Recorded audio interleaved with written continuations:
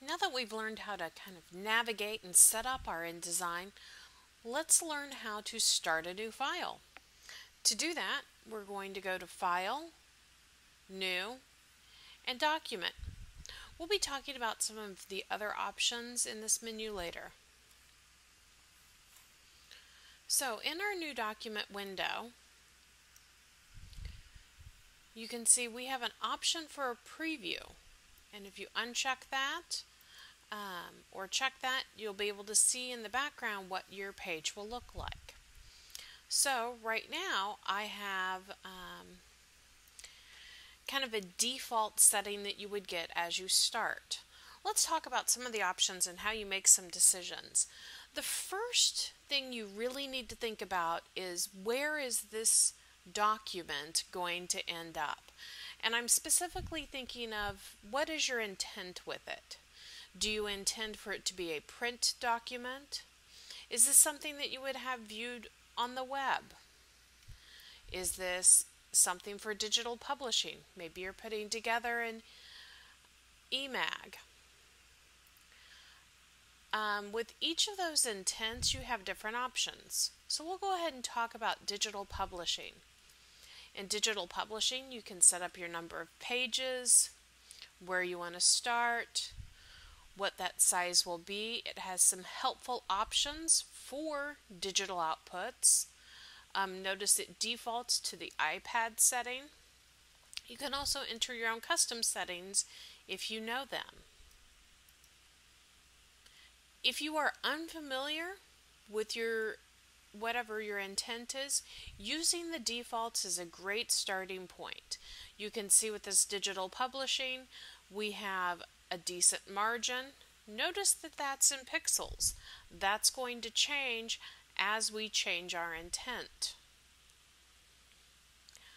That would appear on the iPad almost like a mat board, so that would be a nice look.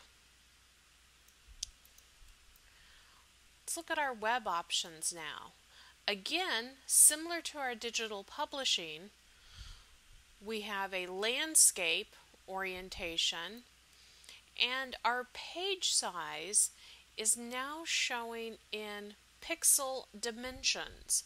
So for example, if you were designing something perhaps to be displayed in class, 800 by 600, which is an excellent orientation pixel resolution for VGA monitor projector, would be a good way to start with that.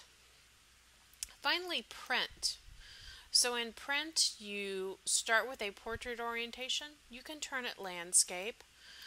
You have several sizes to work with. Let's look at some of these options, because I'm guessing that many of you will be doing a lot more print than anything else, especially for this class, and I'll be doing some tutorials later on how to do eMags and such. So number of pages, you can set that up however many you would like. You can always add pages later, so this number isn't super locked in stone.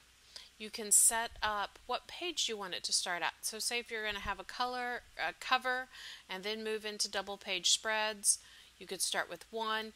If you're going to jump right into double page spreads, set it up as 2 and click facing pages. And you can see, because we have preview checked, that changed in the background. I'm going to go ahead and leave that on 1 for now.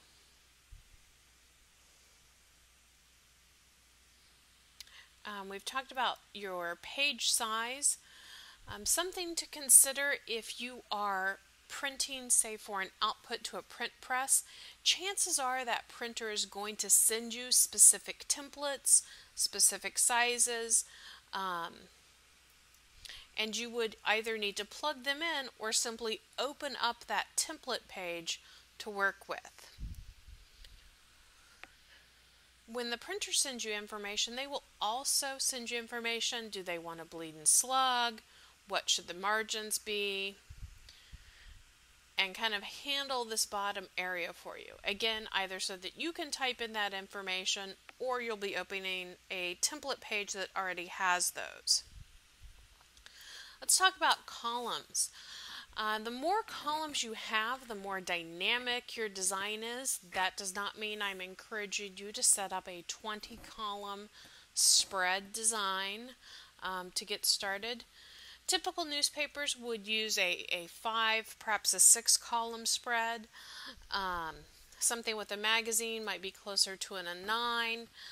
Many different theories about this. If you are not sure,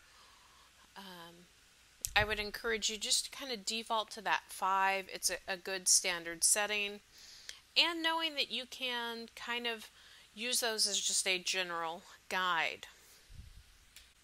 Again, margins, if we want to set these to 0, I would go clear to the edge of my page. Not a bad option. You just need to be wary of when you set these margins. You'll need to do some resizing when you print, and we'll cover that in our print video later.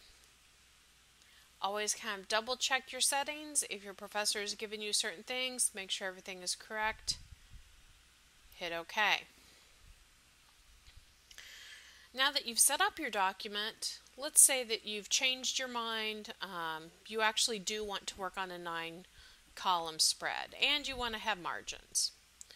Well, to change some of those document setups, you'll go to File, Document Setup, and you can see here we have some options to change if we want this letter size, if we want to start at a different page number, if we want to uncheck facing pages.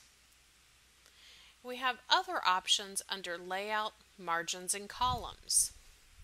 This would allow us to set up our margins. So let's say we're going to have 3 pica margins on all sides, and I'm going to do a 9 column grid and hit OK. And so then you have that design. So InDesign is very flexible in that you can make a lot of these changes as you go. In our next few videos, we're going to really get into the workspace and kind of give you some more orientation as we start designing.